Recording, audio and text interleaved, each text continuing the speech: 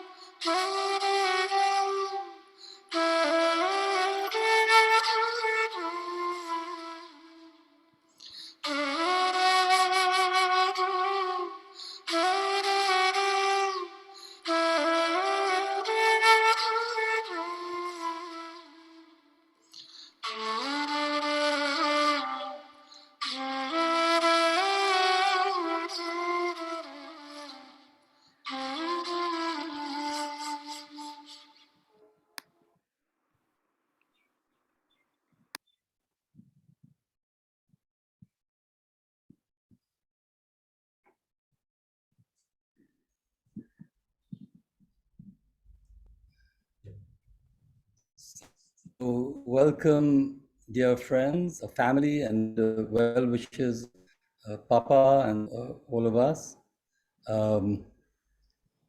It's interesting to hear the bit of the flute with the breath, because it was a year ago exactly at this time that his breath started faltering, and he passed away an hour and a half, 2 hours after this. And as many of you know, Papa donated his body, as did Mama, to science. And so we didn't have a cremation, and we thought that we'll have a gathering in person post-COVID. But of course, COVID has reared its head up again.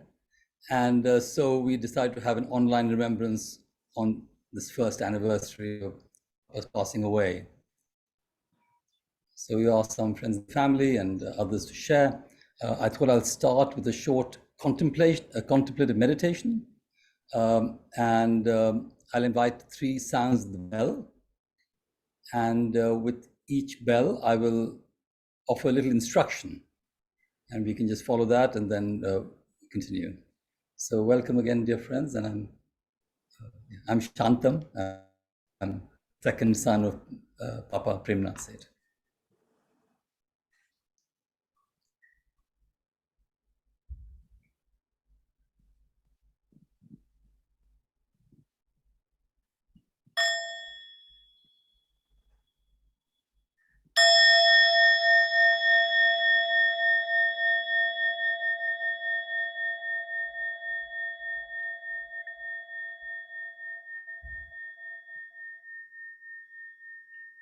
So as we listen to the sound of the bell,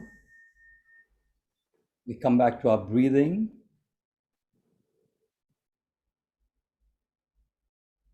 Just feeling the natural flow of the in-breath and the out-breath.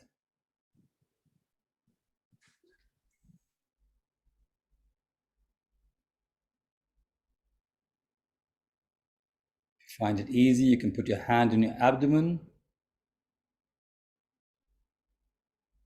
Just feeling each precious breath.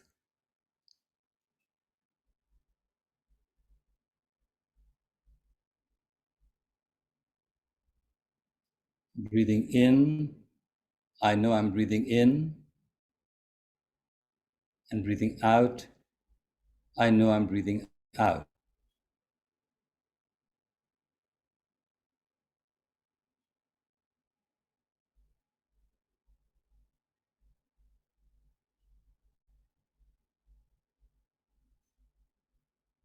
And following the whole length of the breath, from the beginning of the in-breath, end of the in-breath, beginning of the out-breath, the end of the out-breath.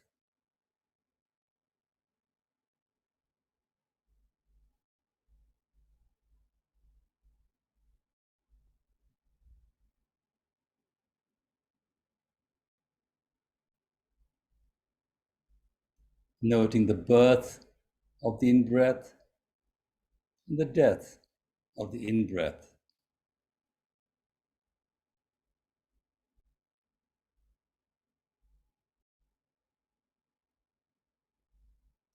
Just enjoying each miraculous breath.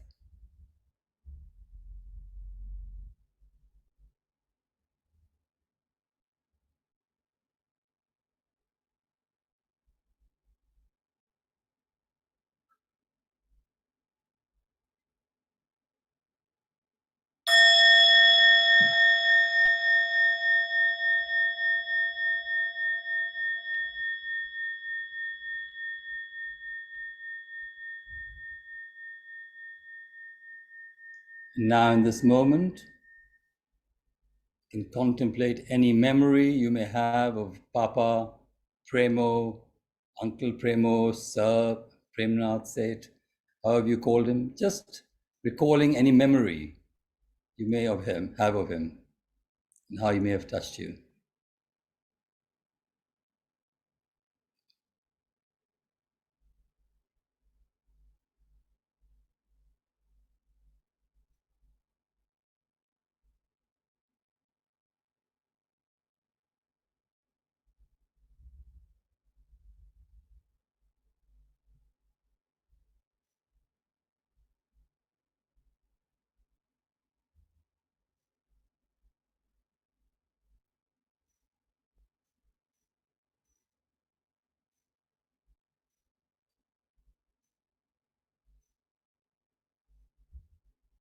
Just bring your mind to the remembrance of Premo Seth.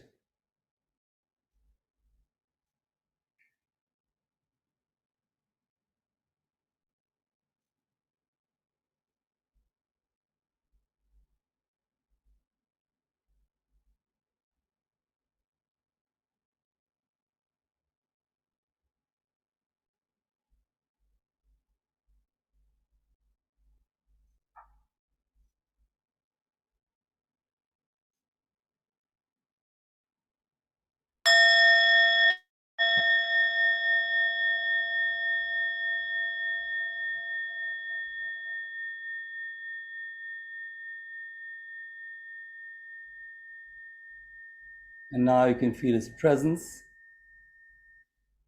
Contemplate how he may have infused himself into your life, how he may have impacted you, how he may continue in you.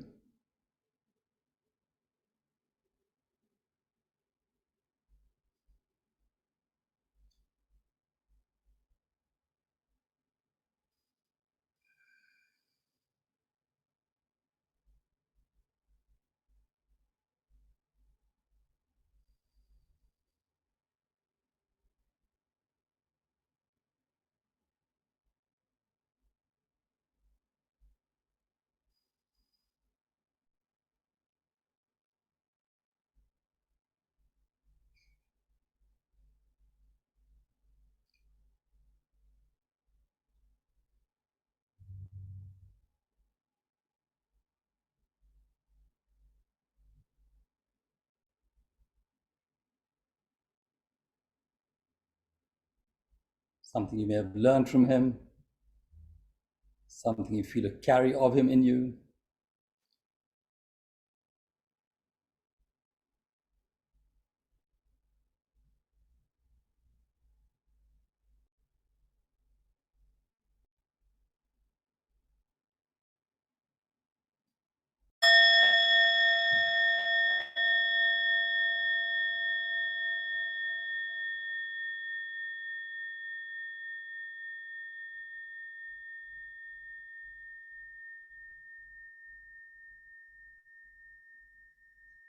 So, of course, as his son, I can see him in every cell of my body, in each breath, my hand.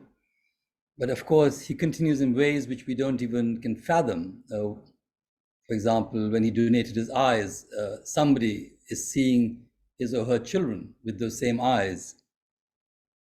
And so this continuation is in many, many forms and ways. Bhaiya Vikram, my brother, my elder brother, was going to share some of those memories, and so we will hear from him. Thank you.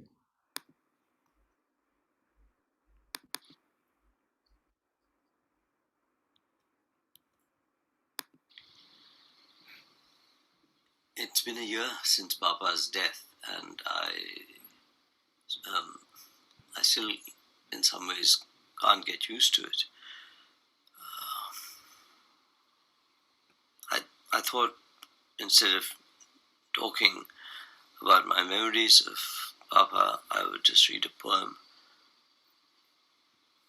which I wrote for his 90th birthday 9 years ago, 2013.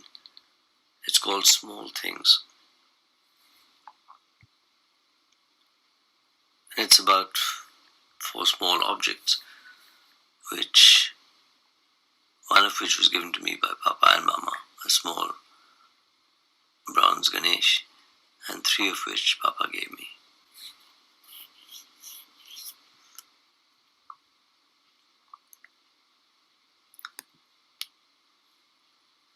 Small things for Papa on his 90th birthday.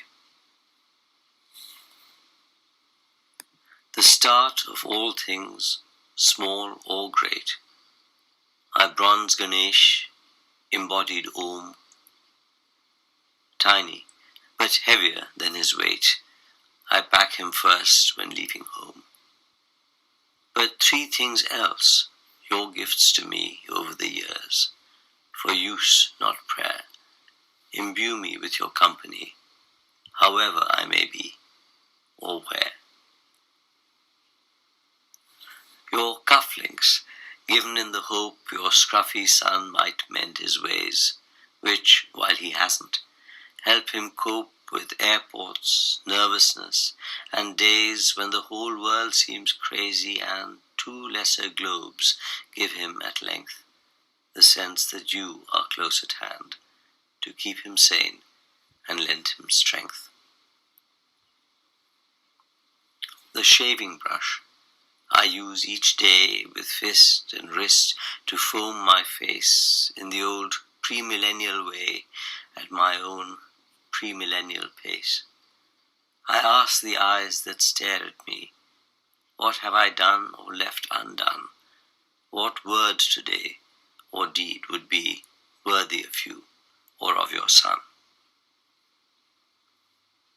And your old watch, for £9 bought in Norway 50 years ago, its mottled face so cleanly wrought, its hands with their nocturnal glow. Nightly I wind it, and observe its fine red needles swivel fast, too fast, along creation's curve, from Om to Omega at last. I hope you die before I do, not soon, but when you wish to go. Both now and then they'll speak of you, the link, the touch, the tick, the glow. More than the grace of trunk and tusk, your minor trinity will prove, by lonely dawn or doubtful dusk, the gift of courage and of love.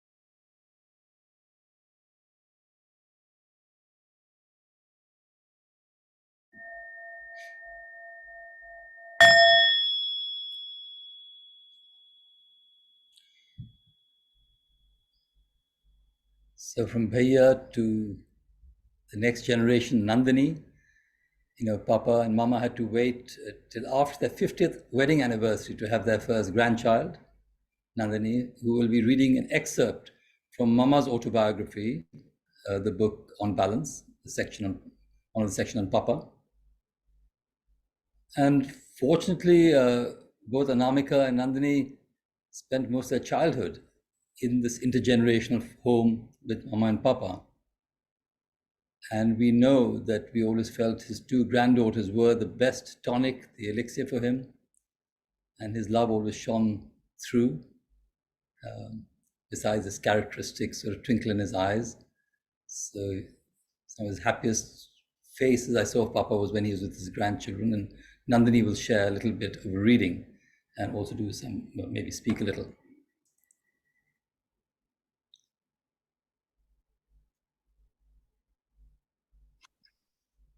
Hello, so I'm Nandini. Premo Dadu was my grandfather, and I'm going to read a little bit about him from Dadima Leela's book, On Balance. By doing so, we hope that her voice can also be a part of this memorial. I learnt that Premo was an orphan and that his mama, Radha Krishna Khanna, had persuaded his wife to look after him. In early 1924, he acceded to his wife's anxious wishes and decided not to go abroad on the condition that she breastfed the infant Premo, whose mother had just died, together with their own 6-month-old child, Taro. Such were the bonds and the generosity of the extended family system. So Premo and Taro were suckled at the same time and became very close.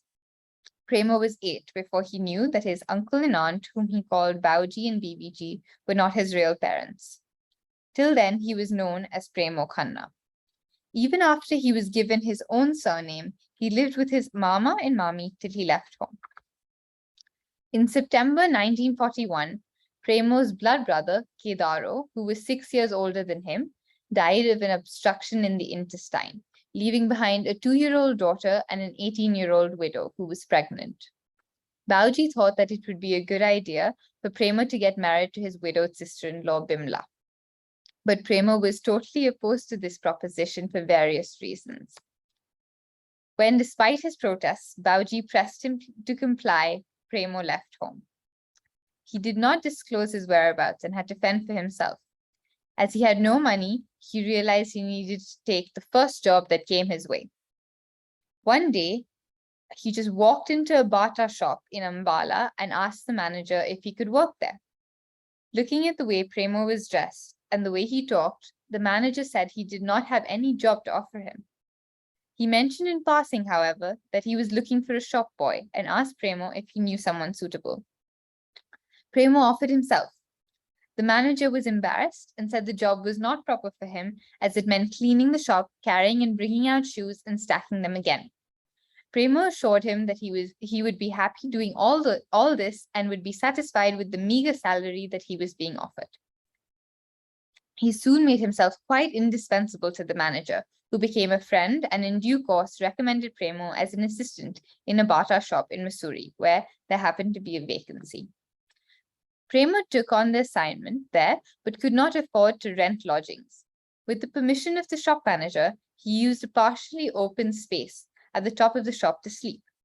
Since it was very cold and he did not have enough money to buy blankets, he slept with all his clothes on, covering himself with just a cotton blanket.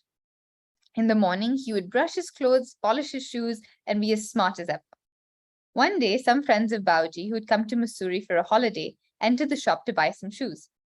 They recognized Premo, but he pretended not to know them. They were suspicious, but not certain that it was him. They reported the incident to Bauji. Taro was immediately sent off to try and locate Premo and to persuade him to come back home on the clear understanding that the question of his marriage to Bimla would not be brought up again. He returned home to a greatly relieved family. There was a reconciliation and a fond reunion. But shoes were to become a passion of Premo's and to play an important part in his life. In 1939, Premo had gone to study in Government College at Ajmer. There he participated in the individual civil disobedience set in motion by Nehru against British rule, and later the Quit India agitation instigated by Gandhi. Premo surreptitiously hoisted the Congress flag on the college flag post as a part of this civil disobedience movement. As a marathon runner, he was swift on his feet and could run to the building, climb up the flagpole, take down the Union Jack, and hoist the Congress flag all in a jiffy. The principal of the college, Mr. Seshadri, who had been conferred an MBE, was very upset to see the Congress flag fluttering on top of the college building and wanted to take action against the person or persons involved. But first, he had to find out who they were. Premo was always smartly dressed in white drill trousers, a cream-colored silk shirt, and well-polished shoes. He was never seen in khadi kurta pajama and a Gandhi cap. He seemed a most unlikely person to have had any part in hoisting the flag. So Mr. Sheshadri sought his help in finding the culprit. Prema was also given a small amount of money to entertain other students over tea in order to investigate the matter. But of course, the seditious flag hoister couldn't be found. Prema was egged on by the spirit of nationalism and by his friends' admiration, and practice made him swifter and smarter at the job. After some time, the elusive flag hoister struck again. He took off his shoes some distance away, sprinted to the spot to hoist the flag, and returned quietly later to collect his shoes. But a chowkidar doing his rounds had spotted a pair of shiny brown shoes lying under a tree. He picked them up and brought them to the college office. No one came forward to claim them. Prema was short and had small feet.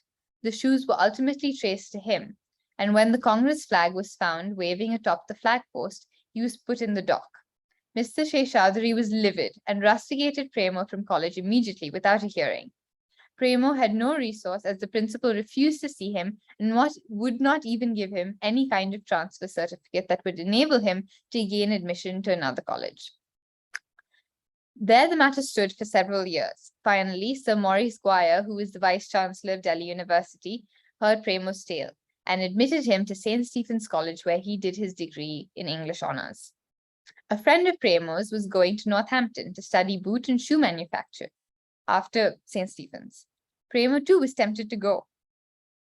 When Premo's grandmother, Margie, who was barely literate, learned that he was planning to go to England by air, she was very unhappy. She protested, "I know you will not listen to me and will fly, but do tell the driver to keep close to the ground." Such was her love and concern. But when she learned that he was going to study boot and shoe manufacture, she was even more unhappy.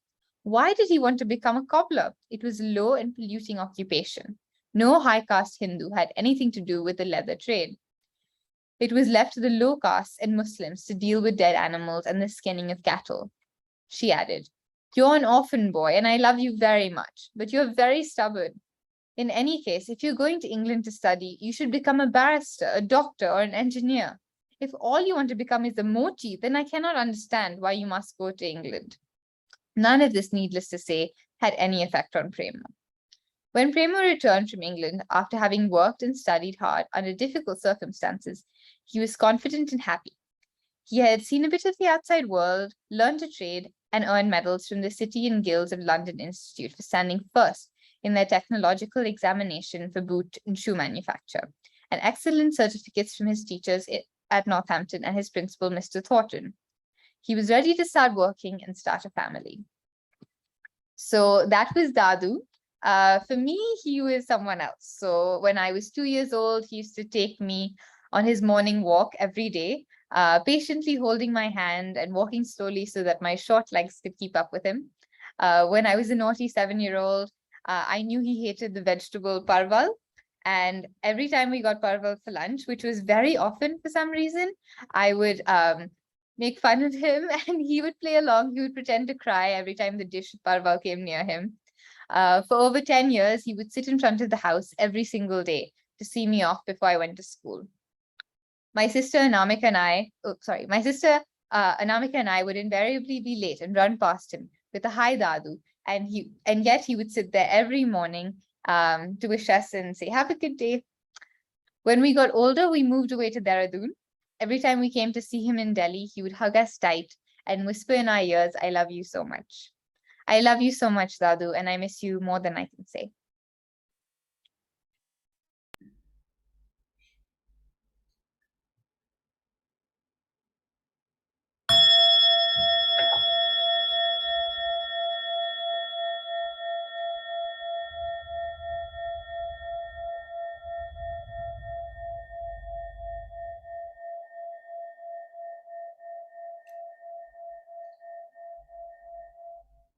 Yeah, thank you, Nandini. And the home where Papa was brought up as an orphan is called Krishnapura House in Panipat.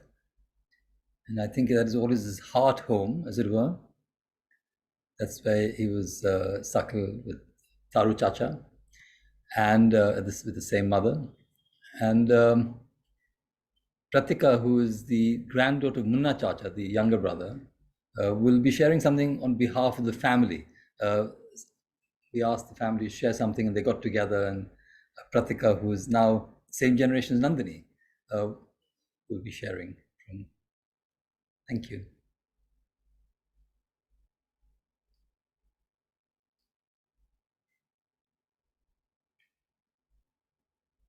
Hi, everyone. Good evening. I'm Pritika, Prema Dadaji's youngest brother, Munna's granddaughter. Premo Bhai was a name I grew up hearing very, very frequently at home in Panipat and Krishnapura from my grandfather and his two brothers. He was a humble man with a very sweet smile that he shared in common with all his brothers. He first came to Panipat as a toddler when my great-grandfather, his mama, Bauji, was posted here. And he eventually spent his childhood here, and he had a very close bond with everybody and was brought up like the fourth son of the family. This bond continued to the next generation between the Khannas and the Seths. In spite of being away from Panipat, he always made that special effort to be present for all occasions here. Everyone in the family looked up to him. He also inspired my dadu to take up studying shoes just like him. A trip to my Panipat, as he called it, was filled with requests for dahi balla and bedmi aloo, which were his favorites. He also had a special connect with Panipat that he made sure that he gave a sneak peek to his granddaughters too and brought them over to celebrate Diwali one year. In a way, making sure that the bond that he had when he grew up continued to the next generation as well.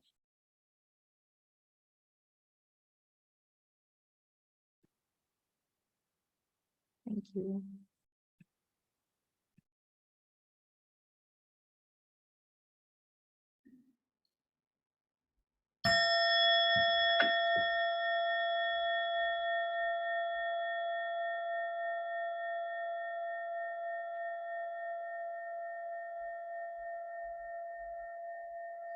Thank you, Pratika.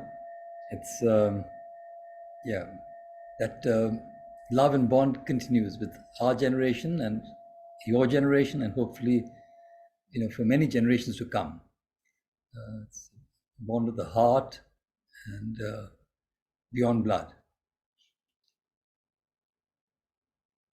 So, these bonds are made over time, some by blood and which grow into heart, and some by coincidence. And when we were in Patna, Papa was posted there, and we lived in a big house, and with us in the same house was living our neighbors, Shanti uncle and Ashanti, with their children who were to be Priya and Pantu. And they became very close friends of ours, and like just family basically. And so Ashanti suggested we asked Ashanti to share, but she said it may be too emotional for her to share directly, so she decided to share a recording. Ashanti is also a wonderful musician, singer, and so she chose a poem that had been by the Urdu poet Ibrahim Zauq, which is sung by the famous singer-actor Sehgal, K.L. Sehgal. And so that'll follow what she shares, and that'll just, the music will come on just after she shares. Thank you. Remembering Premo, quote, जिंदगी के सफर में गुजर जाते हैं जो मकाम वो फिर नहीं आते, वो फिर नहीं आते, unquote. A friendship of 64 years ended when Prem Nath Seth, fondly known as Premo, passed away on 6th August 2021 after a long illness. The friendship between Seths and Jains started in Dikha, Patna, where both Premo and my husband Shanti came to work for Bata. When I came to Patna after my marriage to Shanti, there was a Canadian factory manager who left after a few months, and he was replaced by an interim Czech factory manager. There had been trouble with labor, and Bata was thinking of closing the factory. Premo was sent to Patna by Bata to do this. However, the labor issue could be resolved and production started. Premu, who was appointed factory manager, was particularly good at management and quality production, while Shanti built a good rapport with labor as personnel manager. The partnership between Premu and Shanti turned out to be so successful that they were able to turn the fortunes of the Bata factory around. Leela and Premu were the only family in close proximity that I knew. We celebrated festivals and the children's birthdays together and went to cultural function in the town.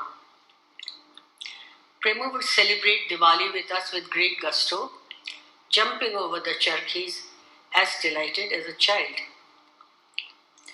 If I ever had to go to Delhi, I would leave my children and my valuables with Leela and Premu, confident they would be safe with them. The first baby photo of my daughter Priya was taken by him. It was a mutual relationship. When my sister-in-law Mavis came to Patna before her marriage for a few weeks, the food came from the Seth kitchen. When my sister Preeti came to Patna for her delivery, soup and an apple dish would come from there. Similarly, when Premu's mama and mommy visited from Panipat, meals were sent from our vegetarian kitchen. When Poochie was married from Bata house, it was like a family wedding with all of us pitching in. For our children, the years in Patna were an idyllic childhood, with memories that have stayed with them till this day. After a happy stay for about 12 years in Patna, we moved to Delhi and the Seths to Calcutta. We spent our summer holidays with them in Calcutta, but in the early 1970s, Bengal was seeing a lot of political turmoil. Shanti soon convinced Leela and Premu to move to Delhi, which they did after 2 years in Calcutta. Till Premu could also join Leela, he asked Shanti to look after Leela and Abla Nari. In Delhi, Leela and Premu were quickly absorbed by my and Shanti's families, and they became close friends of my brother-in-law and sister-in-law Shama and Mavis. When their daughter Meera was to be married and a large space was needed, where else could it be but at Rajaji Marg? Shanti and I moved into the Rajaji Marg house a few days in advance so that it would be easier for me to organize things. When my husband Shanti was alive, Premu and Leela were frequently in our house, or we would visit them at their home. Premu would always turn up at Priya's birthday with a bottle of wine and later would save a bottle for her when she visited so that they could have a drink together. At my son Chaitanya Pantu's wedding, Premu took charge of how Pantu should dress. That is, properly with a tie. Several ties were produced and one was finally selected. Premu made sure that tie was tied properly. At this wedding, I saw Leela dancing for the first time with my daughter-in-law Caroline. Pantu and Premu had a close relationship. Both Leela and Premu had stayed with him on visits to the US, but Premu more than once. I am told he refused to sleep on Pantu's bed, which was offered to him, and insisted on sleeping on a mattress on the ground. In subsequent years, when Pantu visited India, one of the few people he always planned to see were Leela and Premu. After Leela left us, Pantu was very concerned about Premu. Who would be with him? How he would spend his time? And what could he do to help? We had to reassure him that Premu was very well looked after by Usha and his children, as also by his nurses and others in the household. For some time after Leela left us, I visited Premu regularly, and when I could not, I would try call him. As he became increasingly frail, he had difficulty in hearing and my understanding what he was trying to say. It was very sad to see him go through this. As Premu had been a strong sportsman-like person in our younger days, but whenever we were able to visit him, his face would light up with that wonderful smile. I sent him music often, which he liked to listen to, but he missed Leela too much. I tried to cheer him up on those visits, but he would just pat a couple of files placed near him, saying, "My papers are all in order. I'm ready to go." But maybe I can say we were not. Quote, लाई हयात आए कज़ा ले चली चले अपनी खुशी ना आए ना अपनी खुशी चले.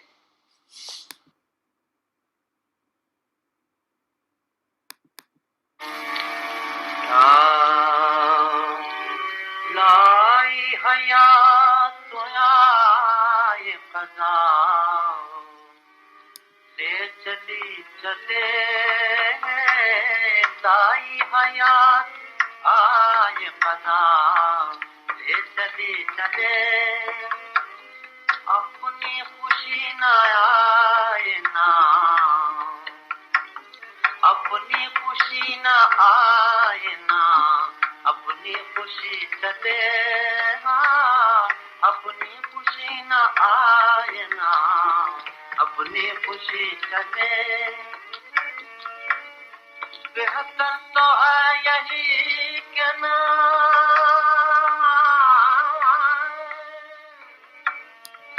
दुनिया से दिल लगे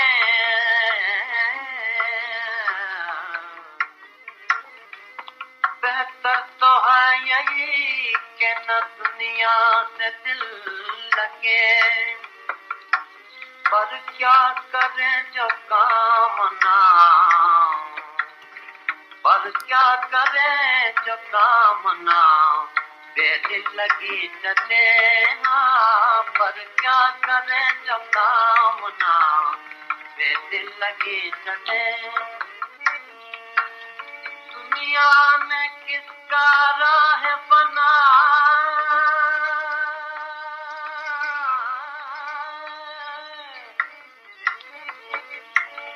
दुनिया ने किसका राह बना में दिया है साथ दुनिया ने किसका राह बना में दिया है साथ. तुम भी चले चलो यूं ही जब तक चली चले तुम भी चले चलो यूं ही जब तक चली चले. जाते हवाए शौक में है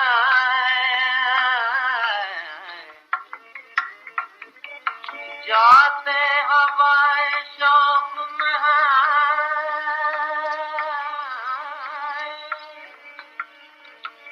इस चमन से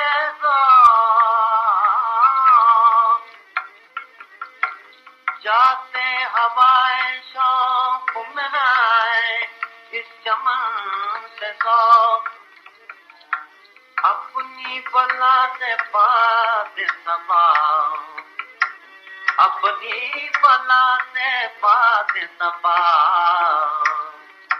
अब कभी चले अपनी बला से बात सबा अब कभी चले लाई हयात आए कज़ा ले चली चले.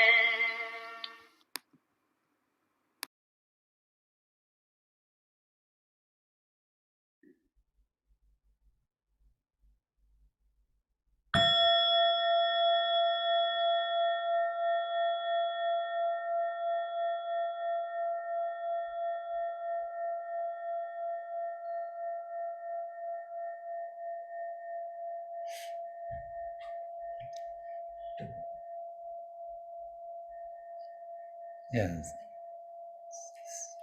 Music touches us even so many years after this recording. And thank you, Ashanti, for choosing this piece.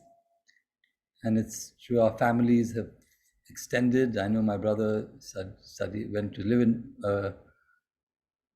the home of, Shanti uncle's father to learn Hindi.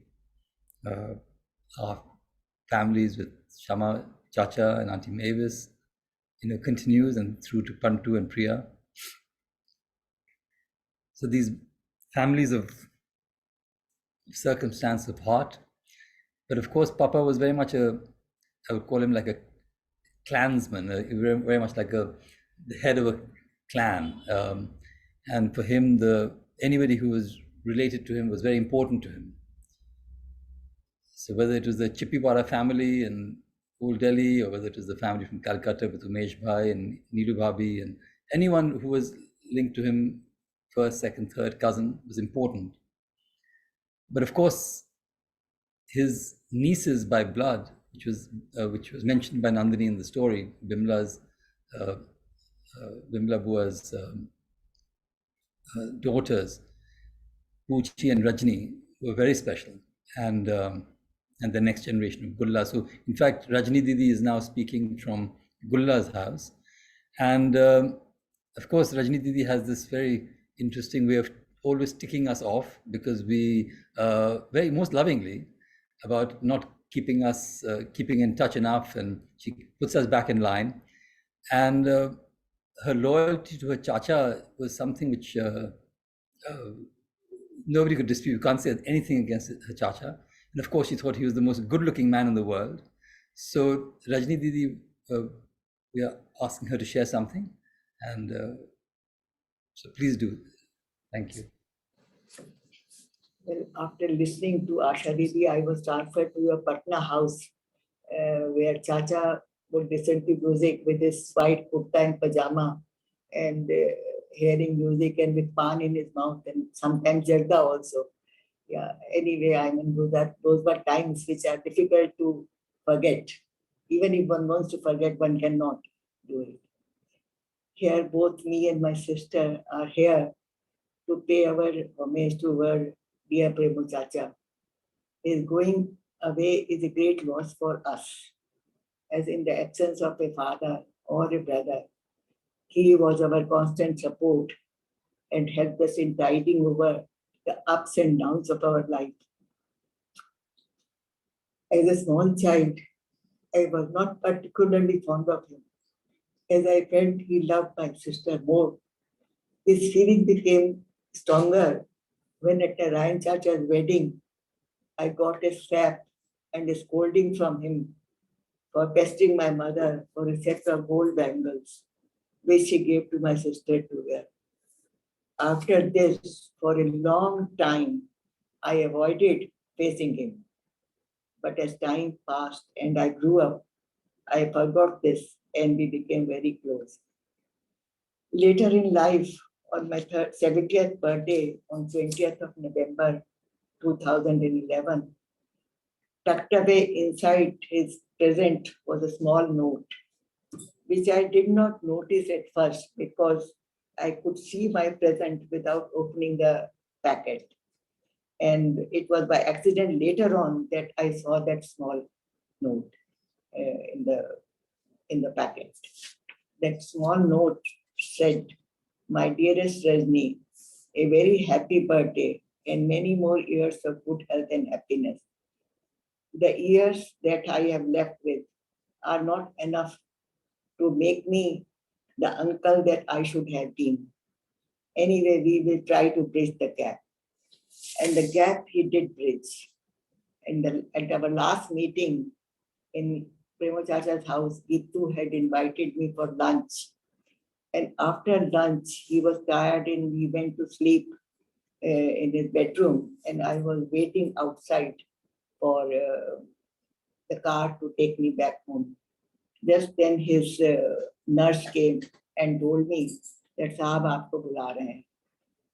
Then I went inside. He motioned me to come to his bedside and I went there. He had both my hands in his hands and looked at me very affectionately, and later on put a hand on my head to bless me, which he had never done. And this was the last gesture and the greatest gift of life that I got from my uncle as a parting gift. After that, we never met because of the COVID. There was no chance for us to meet again. So we said goodbye at that time with the greatest gift that I got from him. Thank you.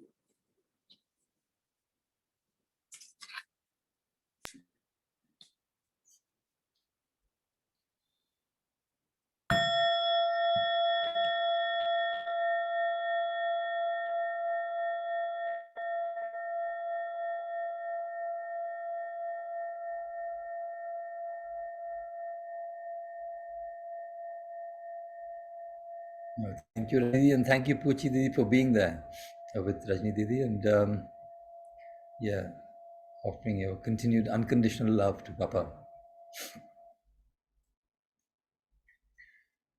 You know, as with the Jain family, we had another family in Patna originally, and then later all through our life, and that was Uncle Tony and Auntie Kum. I would say in some ways Papa's closest male friend, and even though Uncle Tony is much younger, I think this friendship went from, I don't know, Milan to Moscow to Paris to Patna, and then with them the same linkage with the next generation with Rupika and Nanki and Malini. So we invited Uncle Tony to share something, if you can.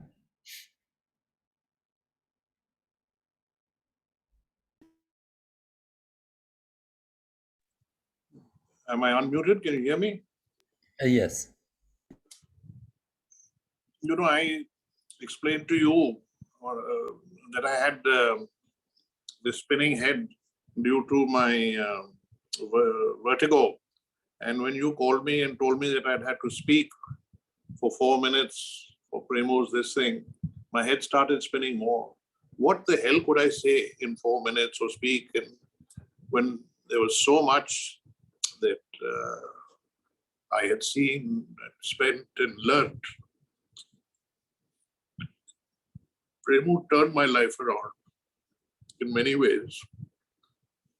He was small in stature, but very big in all other ways. I have not known anybody as confident and secure of himself as Premu. Our friendship, despite 14 years of age difference, and everyone used to say how and what. He was so secure that most Indian women have to hide their intelligence because men are insecure in the presence of intelligent women.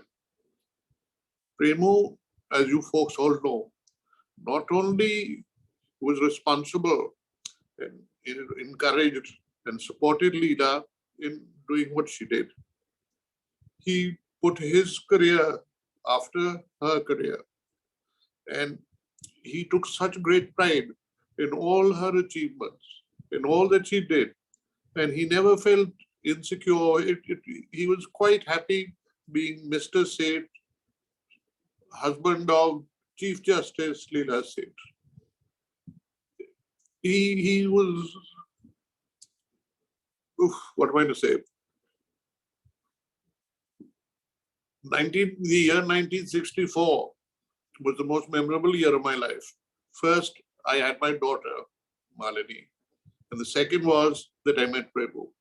I had got posted to Patna with Michelle. And we had a very, very unusual first meeting because it was on the telephone. In the government, there is an office inspector of explosives. This fellow is so powerful for anybody in the petroleum or explosives industry that he's a combination of CBI, of ED, everything. He can shut your factory. He can do anything. So I had not met Premu. It was my second day in Patna. Batas were our customers. So I rang up, and then all these Charlies who come from Calcutta, inspector of explosives, they expect to be looked after. So the oil companies were always asked to look after them. So I got a call from our office saying that, look, this inspector of explosives is coming. Please have him picked up from the station, give him a car for the day and just look after him. So I rang up all my customers to tell them that, look, the inspector of explosives was likely or could turn up at their place since he's going to be in town. And everything should be in order. I had not met Premu, but as the manager, I rang him up and saying that Premu tells me, but I've got more stock than I should have. My license is for 2,000 gallons and I've actually got 3,000 gallons. So I told him, put all the surplus that you've got, put it in barrels in a truck, send the truck 15 kilometers down the road, and after sunset, ask him to come back because no government inspector is going to work after sunset. Premu tells me, but I don't have barrels. I said, okay, send him to the Burmashell depot. We will lend you the barrels. And as it happened, exactly what the truck went down, the inspector of explosives came, everything was okay. So Premu rings me up the next day and says, thanks very much. You saved our life. Yeah, go ahead. So I told him, I said, look, it's all part of the service. He then tells me, he says, sitting with me is my managing director who happens to be visiting Riga. He says he likes your attitude and would like to, and why don't you consider joining Bata? So this is 1964. Burmashell, we were riding on top of a dung heap and I said to myself, me, God, join Batas. Anyway, that went away. And then Patna being a small place, not a small place as place with millions of people, but there were 15 families that socialized and we got to know each other very well. But after 2 years, I got posted out. Then in 1971, Burmashell had turned around and was now not in the top of the dung heap. We were dung heap altogether because the government were going to nationalize. They had said everybody was trying to find jobs. There were no jobs. There was nothing. I was in New York because my sister who worked in UN was involved with an American person. And my mother said, please go and check him out. And I went to try and check him out. And I had nothing to do. She used to go to work. I used to walk up and down the streets of Manhattan. On a Friday afternoon, I was walking down Manhattan. And who do I bump into but Premu? Oh, hello, how are you? And all the rest of it. And then we went to have a beer and in the bar. And jokingly, I said to him, I said, Premu, 6 years ago, you offered me a job. If you offered me one today, I might accept it. So he said, really serious? I said, why? He said, we've got an awful export manager. You'll make a very good export manager. This Canadian, we're paying him too much. You join. I said, no, Premu, I was just joking. I'm not joking, but no. What are you doing tomorrow? I said, nothing. He says, okay, tomorrow we fly to Toronto. Bata works, it was Saturday, half day on Saturday. I will get him to interview you. And so I said, no, but I'm not sure. I haven't spoken to anybody. I've not spoken to any. He says, no, you come. I said, no, nothing. He says, we'll train you. We'll send you to Switzerland. We'll train you. Anyway, Premu being as he was, he took me down to Toronto next morning. We went there.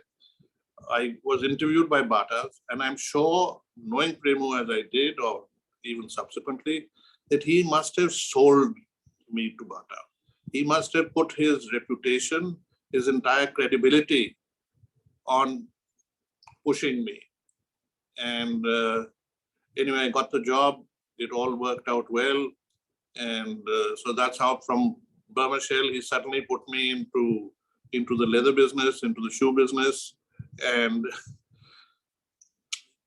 that's what he is. And in fact, what is not recognized by a lot of people is Premu's achievements for the leather industry and the shoemaking industry in India. He was the first person, and he was very fortunate when he was director of STC, that he got a very pushing and a very good joint secretary who listened to him and did what he said. And from being a handicraft and being a handloom industry, shoemaking, handmade shoes from Agra, he's the first person who turned it around and made it into a regular business in an industry. But what to say. And then then I left and I also had gone into the leather business. Premo and I traveled all over for the leather shows and everything else. He was a remarkably, these are all go here and there. He was very, very tidy. He was the best dressed man that I know. He was almost vain when it came to dressing. Whether it was kurta pajama or this, he was always thing. And methodical. He had a little pad at the back of his thing, always his to-do list. Once thing was on his to-do list, your show is going to be done. It's on Prem's to-do list. And what else? He, as I said, that if he could have a friendship with a man like me, so much younger than him, and it's all because of his. He was a very, as he said, a complete family man, or this little clan that he put together, and this. And when he retired and he was in Noida, I used to go and see him quite frequently and have a drink in the evening. He'd have a drink every evening at 8 o'clock. And Vikram had introduced him to this cocktail. It was a red label whiskey with 2 drops or 4 drops of a malt whiskey. So this cocktail I would sit and have with him. I would normally sit from 8 o'clock to 9 o'clock, which was his drinking time. And unfortunately, I could not do it so frequently thanks to this bloody ashram crossing and the traffic jams over here. And it became then later on only on Sunday evenings. I'd go down, and every Sunday evening I'd have this cocktail with him.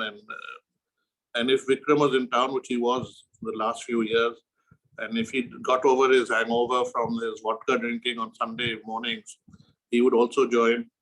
And as again somebody was saying, Premu smiled. He was so transparent. When he was happy, when he each time he saw a friend, his face lit up. And I used to go to Patna, and what I miss most now, and what I regret, is you went there and you saw how happy he was to see you. You know, that gave you so much joy that here is somebody who's this thing.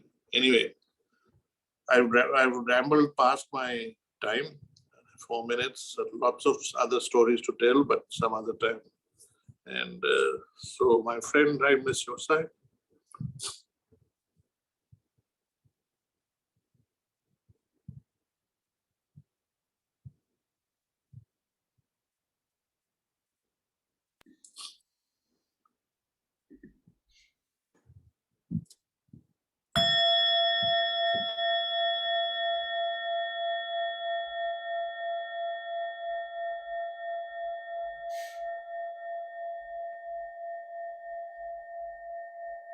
And thank you, Uncle Tony. And yeah, Uncle Tony has become a favorite of everyone in the house. And we know that how much Papa enjoyed Uncle Tony just coming over. Or Uncle Tony always rang from wherever he was in the world to find out.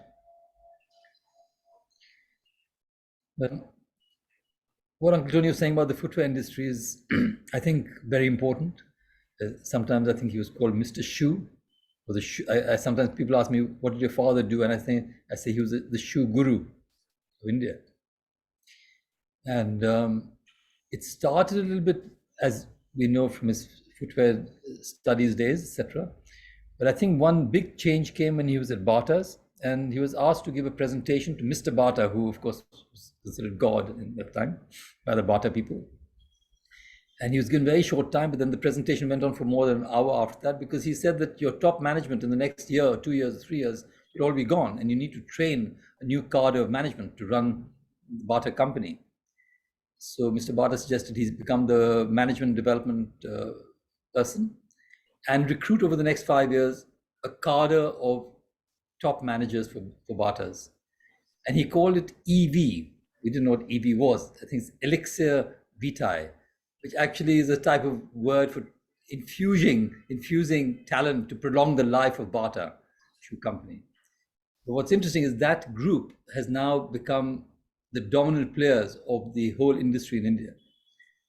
And then later, he also went on to develop the Footwear Design Development Institute. So Ramesh, who was one of the EV boys earlier, and then followed him into Tata's and into FDDI, Footwear Design and Development Institute.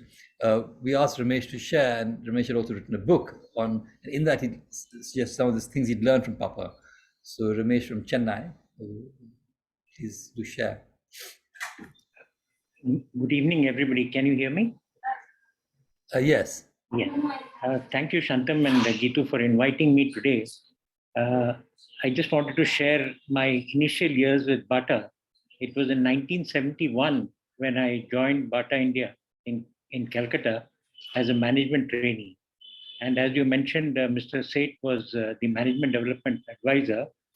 And his job was to recruit, train, and also place all the trainees that they had planned to recruit over a 5-year period. I think I was in the second or third batch at that time.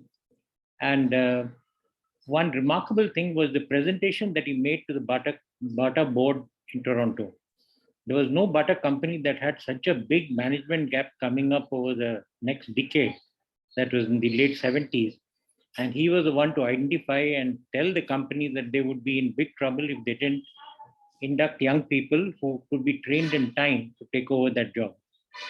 Mr. Bata personally accepted it, and he was the management development advisor. That was a remarkable study, and his ability to convince the Bata management was indeed great, considering the times that we were in the late 60s and early 70s. The training methodology was one of the best I have seen in the last 50 years, despite all the changes and progress that we've made in training methodology. He had a very elaborate training manual prepared for people from marketing, finance, production, etc. And every month there was a very detailed program of various tasks that we were required to do in a 2-year training program. At the end of the month, there was a test, and we had to get a minimum 70% to pass. If you didn't pass, your training was extended by another month to carry on. And at the end of the training, it was so exhaustive, down to earth, that I had absolutely no difficulty when I moved from this position to a district manager when I finished my training and was posted in North India. I didn't have to ask anybody anything, and I was able to do the job very, very comfortably, thanks to the excellent training that was given. So much detail, so much in depth, and he had used the best practices from all the Bata companies to put together this program. In today's time, with all the improvements and methodology, it's sad that we don't see such training programs in most of the companies today. Mentoring, learning on the job, all those seem to have disappeared. It's all at the back of a computer.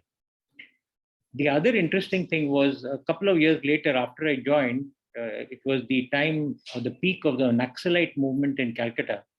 And I was in the sales division where Mr. Seth was then at that time the sales manager or head of all the sales in India. There was a strike by about 400 clerical staff in the office. And that strike went on for more than 20 days, if I remember correctly. The office would have shut down, and all the retail outlets and all the other people in India would have suffered, including the staff not getting salaries or payments, etc. But Mr. Seth stood right at the center. He organized a group of about 40 of us and 40 officers from the company. And about 75, 80 of us managed the whole entire sales division for 21 days. We didn't have Saturdays or Sundays, but we worked late. And none of the operations stopped, and the company went on as though nothing had ever happened.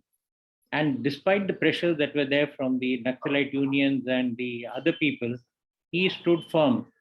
And at the end of the day, he got what he wanted. And the employees also learned the lesson that nobody was indispensable. But that was a remarkable learning experience for all of us. And the best lesson in leadership that I saw was the way he led all of us, despite the fact that we were not very, very well versed in all the operations of the company. At the end of every day, he would give us a small allowance, which enabled us after about 7:30 or 8 to go and have a nice meal in a good restaurant in Calcutta for 21 days. So that was a big incentive to many of the young trainees who had a good time and would love to come and work the next day. The last thing that I want to tell you, many years later when I met him, I was living very close to his house in Noida. and I was changing jobs, one of the best pieces of advice that I will never forget he gave me was, whenever you take up a job or you leave it, it should always be at your time and not somebody else's time. Thank you very much.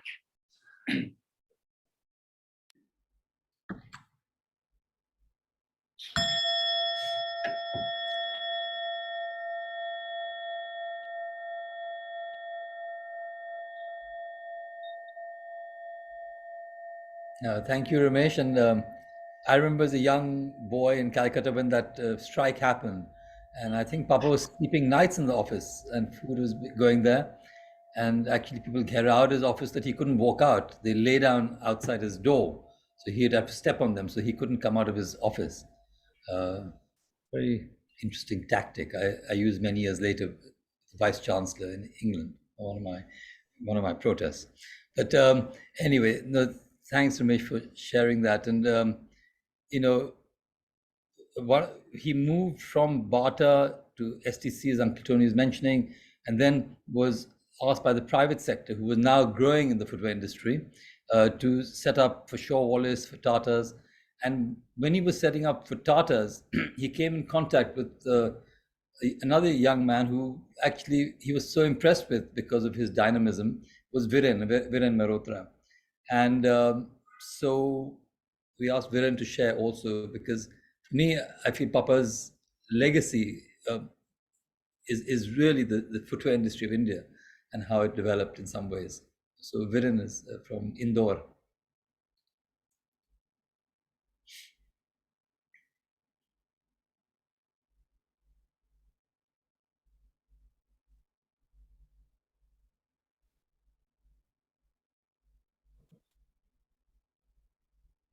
Good evening, everyone. I hope you all can hear me. Yes, we can hear. Thank you. Good evening, Shantam.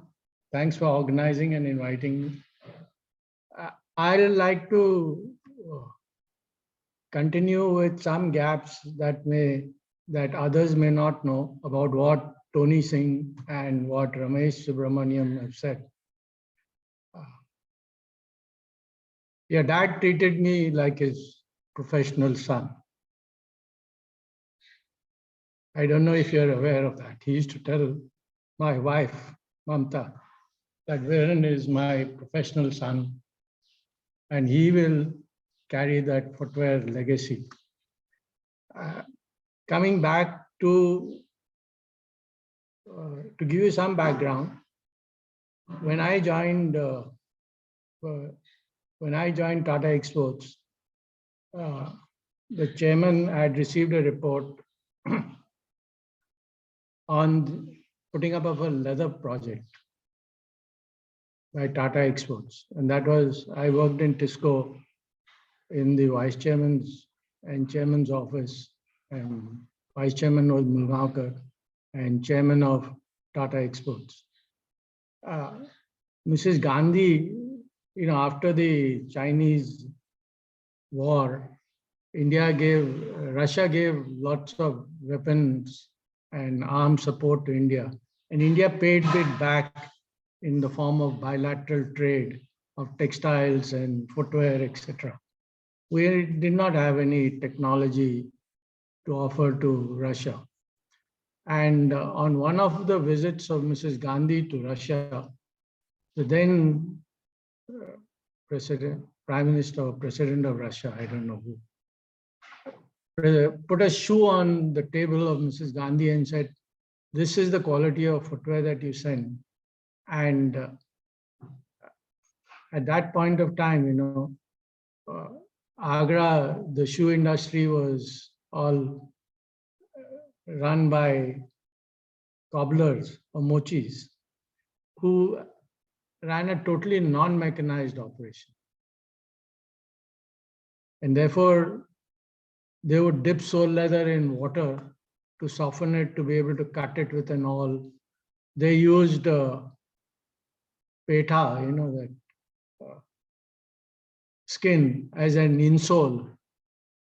And the shoes and boots were going to Russia, where the climatic conditions were totally different from what the hot climate of India is largely, where it is it can go up to -40. So, Mrs. Gandhi then asked for a review of the entire industry. And it was done by a man called Sitaramaya, who was the then Director General Foreign Trade. And India at that point of time exported semi-finished leather to USA, to UK and Europe. And prices were quoted at so many new pence per pound. So leather was sold by weight. And the findings, then the Commerce Secretary was a man called KB Lal, who said that if we get a government report, it'll all be a cover up. So why don't we get someone from the House of Tatas? And then Mr. B.S. Bhatnagar, who was General Manager, General Trading of Tata Exports, was inducted on it. And they came to the conclusion that if you don't have good finished leather, how can you make any shoes for export?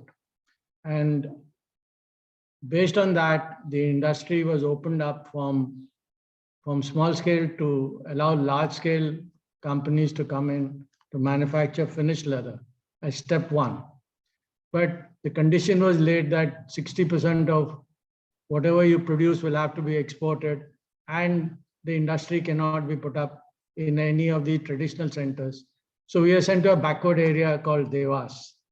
Mrs. Gandhi wrote because P.C. Sethi was chief minister, had been transferred to the center as petroleum minister. And his constituency was Indore, and he asked he said, I need a Tata or Birla project. So Mrs. Gandhi called for the file or whatever application was pending and found that there was a Tata Exports application for finished leather.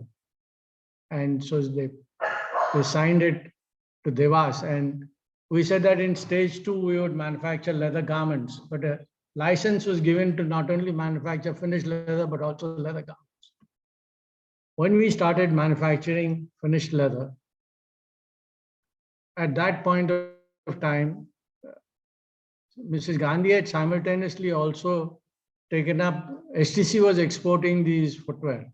So she said, we need to get somebody who understands footwear. And your dad was picked up because your mom worked for Khaitan, and Siddharth Shankar Ray knew Khaitans. And so they picked up, and Mr. Seth joined STC in charge of leather and footwear.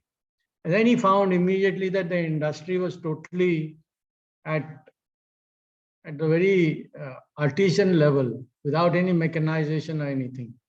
And he, having worked in Bata with a mechanized factory, he knew that even if the small scale sector had to operate, it needed certain mechanized equipment which would ensure that quality was done. Like you needed a clicking machine. And he then used STC's funds because semi-finished leather had a certain export duty, and that was collected and kept by STC. So those funds were used to, so he ordered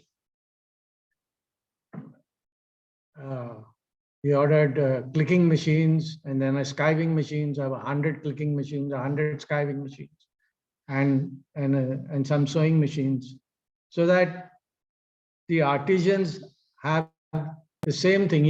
He'd traveled around the world and he'd seen how Italians run small family businesses, but have all the equipment, and without the resources, you can't do it. And my first meeting with him is that he had found that Tata had by now set up this finished leather factory and was producing export quality leather. He then approached in 1977 the managing director saying that, can you supply leather? And so I was asked by the managing director, Mr. Nehru, to fly and meet him in Delhi at the STC office, where he was in. We had a meeting and I said that we are now going to get into shoe uppers also, because we are now wanting to add value we are exporting leather and we are getting good orders, and we're exporting to Western Europe and not to Russia or to USA, which are lower quality markets. When I was having my meeting, he told me, look, I'm willing to underwrite 50% of your capacity of the leather factory. I told him that's not within my power. So he said, all right, let's fly tomorrow. You're going back.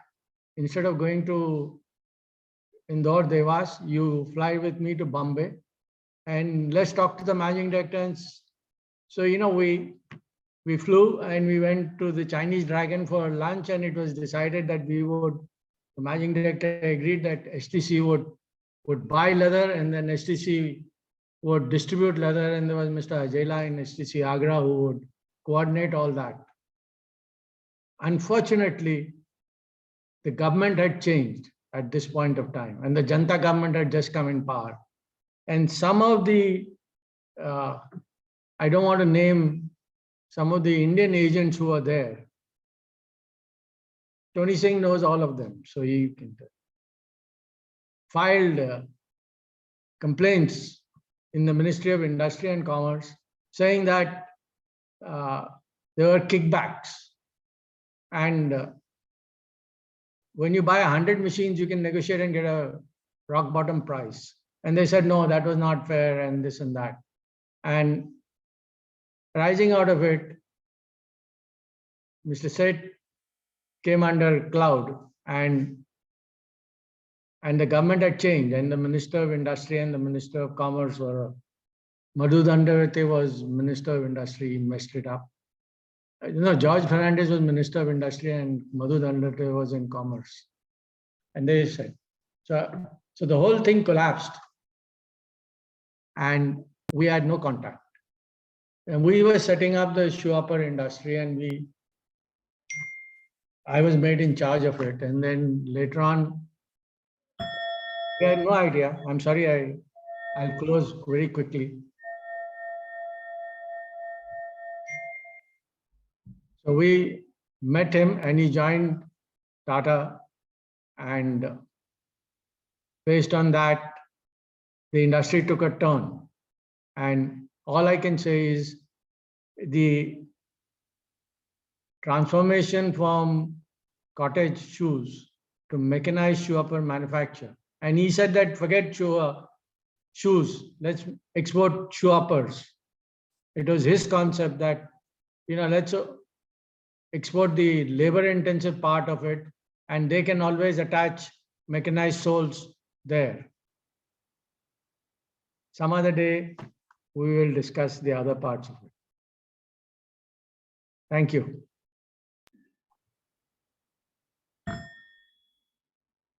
Thank you, Viren. Thank you for sharing that history, because it's important. I think different things. One is when we were talking earlier, how the first, when somebody suggested for an upper it would be $3, and he said, no, we should charge $25.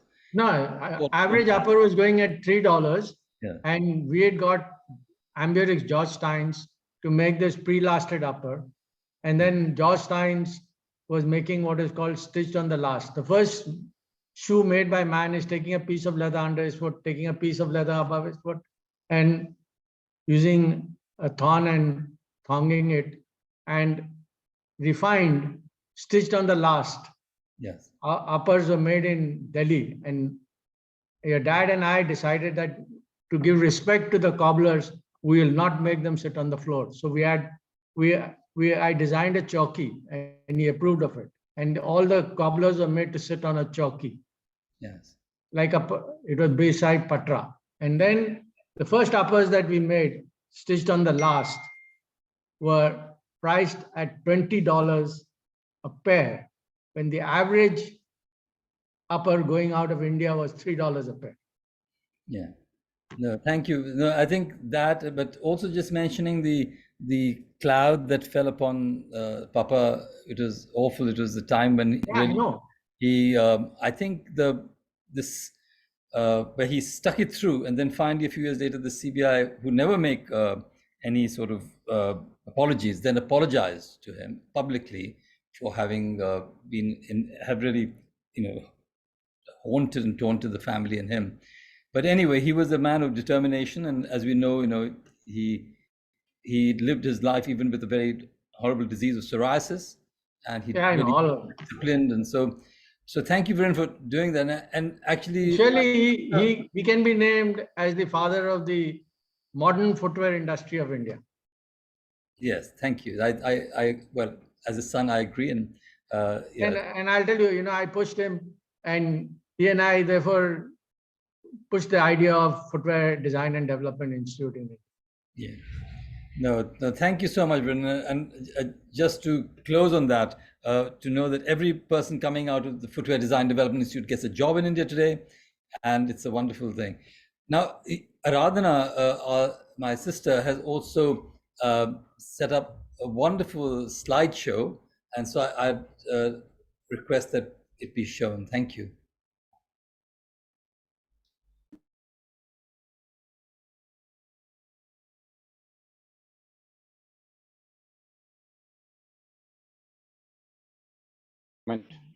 Taking some time.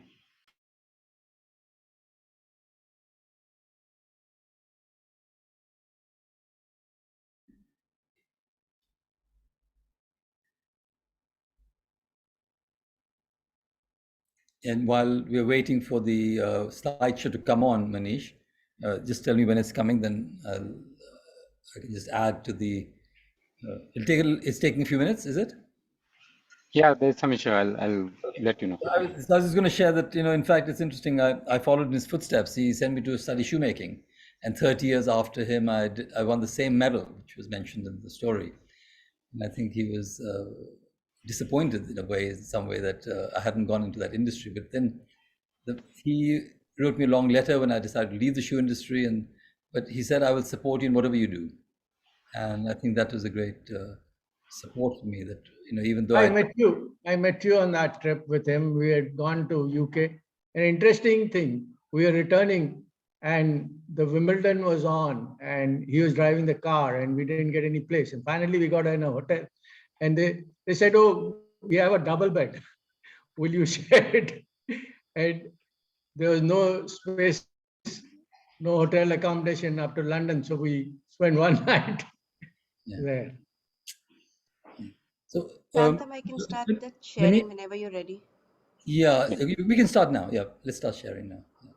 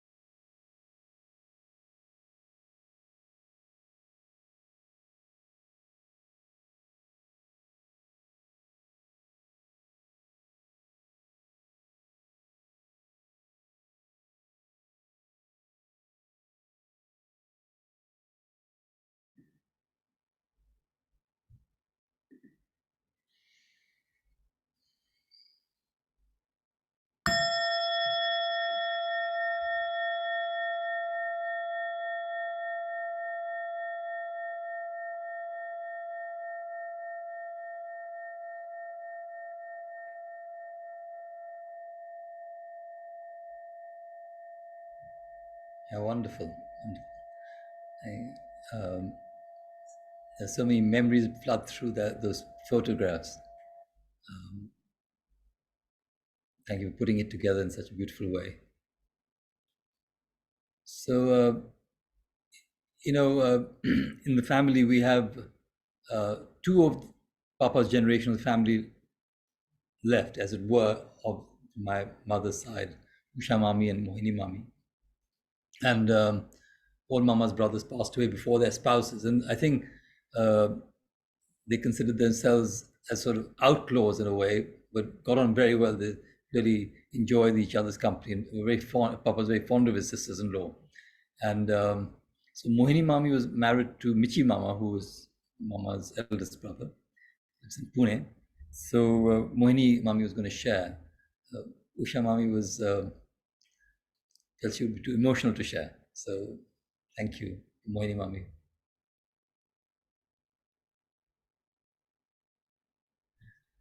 Mohini Mami, you'll have to unmute yourself. Or somebody will unmute you.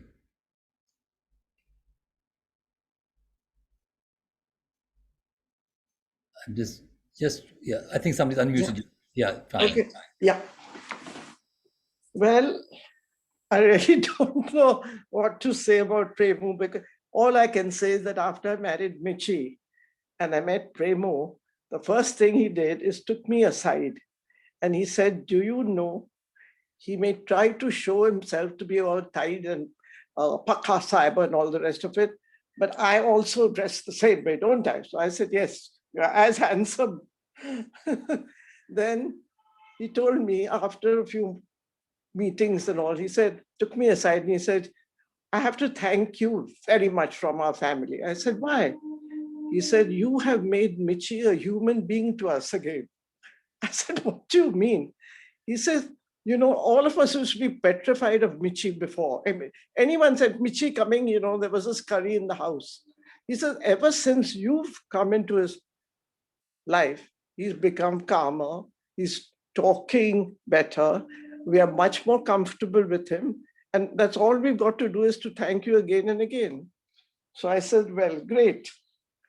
And one thing I still remember right at the end when we all had all moved to Noida, I used to come to Noida quite often because I used to go to Haridwar for my Gayatri Mantra. And when I used to come back and I used to stay with you all or a friend, but every evening he would wait for me. Shall we have a beer? So I'd say yes. And then we'd sit down and have cheers and beer. That's all I remember. The fun we had having a beer together. That's all. And I really, really miss him. That's all I can say about him.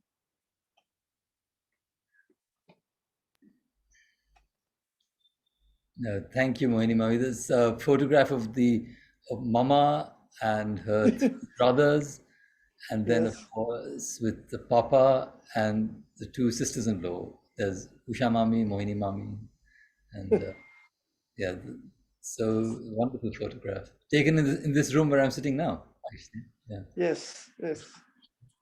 Thank you, Mohini Mami. Thanks for sharing. You know. We've had friends of the family of all of us, Bhaiya, Radhna, myself, also who become part of the larger family. And one of those special people is Rachna. Rachna is a friend of Radhna's from school and one of her close friends in school. And she became very much, I would say, Papa's other daughter, especially when her father passed away when she was young. So we just asked Rachna to share, and then we have one other person. I think then after that we'll have just one. I'll probably share after that. But thanks, Rachna, for coming on.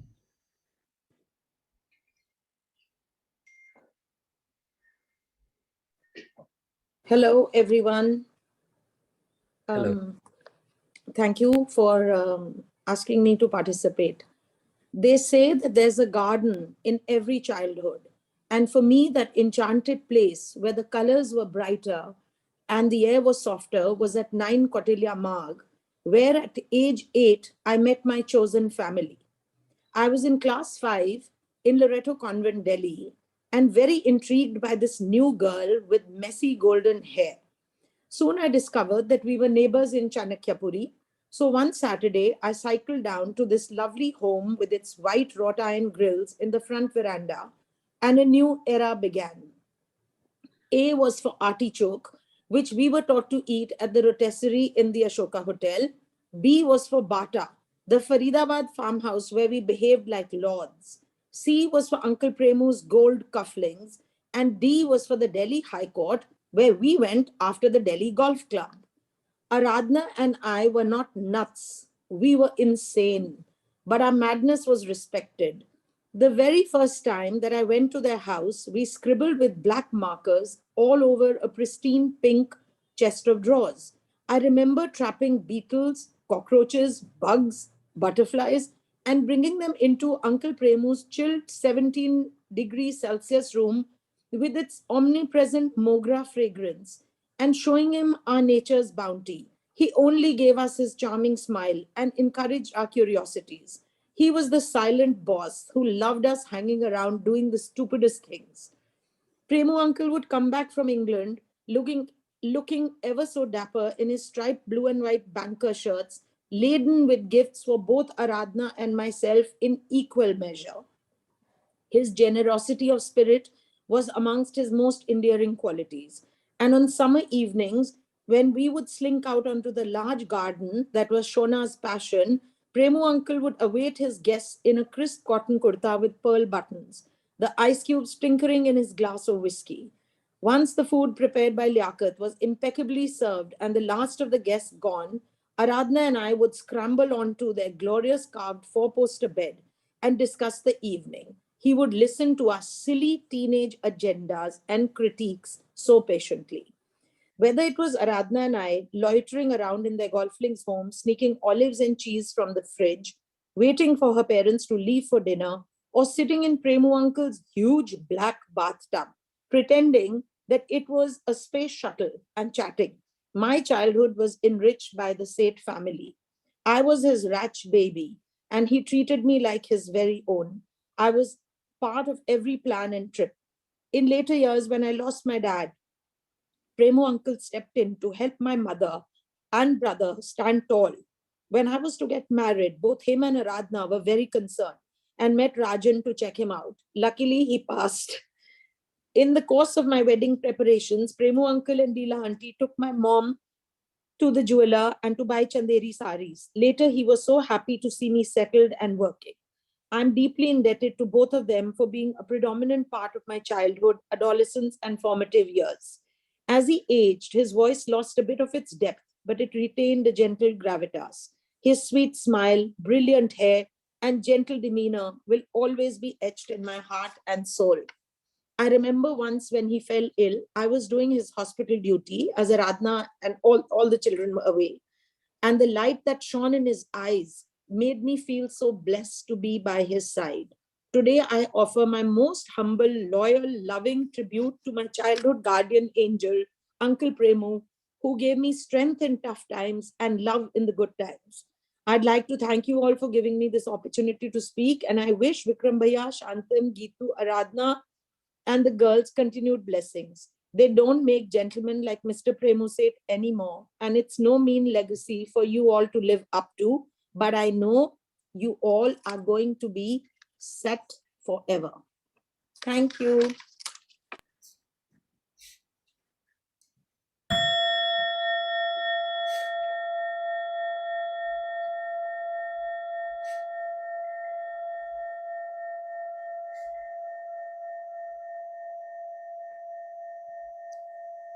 Thank you, Rachna. I hope we can try and live up to some of those values and the example that Papa set. As we get older, as Ashanti says, 64 years, I'm 65, so that we met at that time. So much of our lives, we see Papa everywhere in this room. I see him, and now we have to get used to seeing him in different forms, not the way we've been accustomed to. This dapper man, seeing those photos over time which Aradhna put together, middle-aged and just passing away. And sometimes in my contemplative moments, I wonder, was he the same person or was he a different person in these different incarnations? And then my sort of Buddhist training informs me that not same, not different. And but now I see in these other forms, in like objects that Bhaiya shared, the leather upholstered chairs that he sat on his desk, the pearl kurta buttons that Rachna talks about, and I wear. These are his buttons which I wear. And thin Wedgwood china cups, which he enjoyed his coffee every morning. Or the glass with the inscription PS, which he enjoyed his red label whiskey with that tot of malt, which Radna showed as a photograph in one of her slides. And what Uncle Tony referred to as his to-do list. Sometimes we called him Mr. Tickoff. He had to tick off in his impressive managerial style.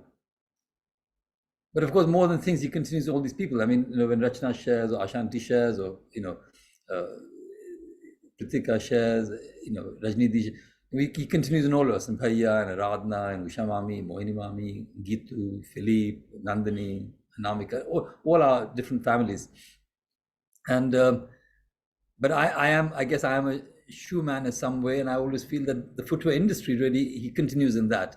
When I see a shoe, a well-made shoe, I see Papa in that. I see a very well-finished shoe. I see, kid leather, etc. And in me, as I said, if I contemplate, I can feel him in my heart, in my breath, in my training as a technologist. But I think what Rachna was saying is more, saying, can you emulate his open-mindedness? Can you emulate his cheerfulness, even in the face of adversity, like I was mentioning with his psoriasis? Can you emulate him in his discipline, eating just measured amounts? And his exercise every day is, not drinking alcohol during the difficult times, and that hard work, self-confidence that Uncle Tony talked about, and the big family mindedness. And so the kindness, generosity to help, always want to help people. Every time anybody needed anything, he'd be, in fact, he was always trying to help. And later in his life, he was feeling he couldn't do enough to help people. So yeah, I mean, I am missing him. I feel but he had a good life. 98 years is no mean age. We know that he would pass away. But that's why I keep seeing him in different things. I see him in that cup of freshly brewed coffee, which has become a rather big habit of mine. So I realize he continues well. And just a few days ago, I went to visit a tree. We planted a tree here, close to us in the garden, in the park. And all of us in the family have different trees we planted there, most of us. And this was planted on his 75th birthday. We thought we were planting a neem tree. It turned out to be a Persian lilac. And it's the tallest tree. It's like the grandfather tree, offering protection to the other trees. And I decided to go and just embrace the tree, just to hold the tree, and put my ear to the bark of the tree and just listen into what the tree was saying. And I could hear the voice of Papa saying, I'm living in this tree. I'm living in all of you.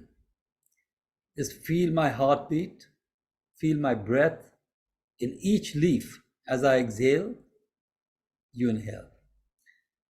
So in some ways, I feel that he has not left. I just have to find him in a different form. And I touch him every day in different ways. And as Bhaiya shared, he's from the badger brush to everything else. So thank you so much for joining us. I'm going to we're going to close this. I know it's a bit longer than we had anticipated on our scheduling. So thank you for staying. I really do want to thank a few people, this tech team, which is incredible, of Manish and Shalini and Sonal and Anika and Indra. Really, thank you so much for doing this. I know how much work goes on behind the scenes. We could see with the slideshow, buffering slowly coming on. But I think my biggest thanks and deepest thanks to Gitu, who really, I think, put the whole memorial together in many ways. It was, I've just been helping, and I think she's really the energy behind this whole memorial. And Usha Mami, who advised us how to go about it, and give suggestions. And so I think this is a team effort. And it's also interesting. When Rajni Didi was sharing, it was interesting to remember that Papa. I saw Papa 6 weeks before he passed away, and again we were at the dining table, and the nurse came and asked Gitu and me to come. That he was calling us to his bedside, and we'd already said good night and goodbye, and he called us in, and then we touched his feet, and he put his hands on our heads, offering us ashirwad, and in our eyes and in our hearts, we knew it was the last time we were to meet. And in my good photo style, I took a photograph of Gitu with Papa and Papa with me, and it's a very treasured moments for me now, from the memory, but also from that photo. So we'll close with a song which I will, Amita Mishra, she will be sharing the translation of this song. I wanted the Mishras to be here because the Mishras, like the Jains and the Chatterjees and the Imam family, Amina's family, and some of our closest friends, Tony Singh's family in Patna, and we've continued with Amita, Vinti, Auntie Sarlu. So Uncle Amar was a great lover of music, and so we chose a song, and one of the songs that Papa really loved, he loved Kishori Amonkar, and so she'll be singing Sahela Re, which Mita will actually translate before the song comes on. But during the song, Anamika, our younger daughter and Papa's younger granddaughter, will be offering 2 mogra plants, will be watering 2 mogra plants that are being planted soon in their memory. And it's the flower that both Rachna mentioned, but also it is the flower that Papa used to bring as gajras for Mama. And so I see the continuation of growing these trees and these plants in our gardens in Dehradun and Delhi. So thank you again so much for being part of our extended family for this memorial. And I feel that we continue to miss Papa, but we honor him and honor his memory in whatever way we can. And so thank you again. And so I think Mita will just share the translation, will she? And then after that, we'll have the song, and then I'll just invite a bell to close the session. Thank you.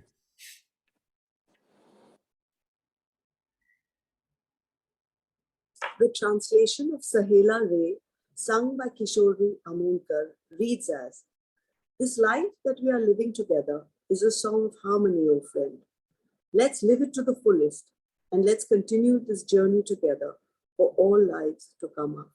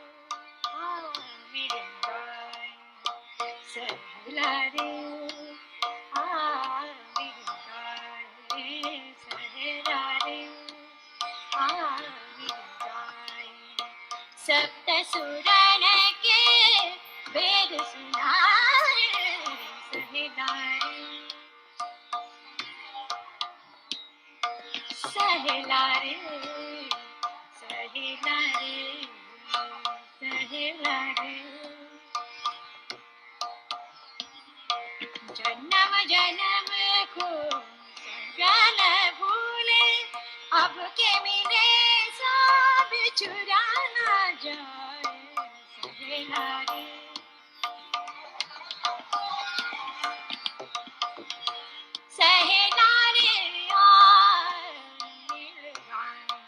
Sayonara.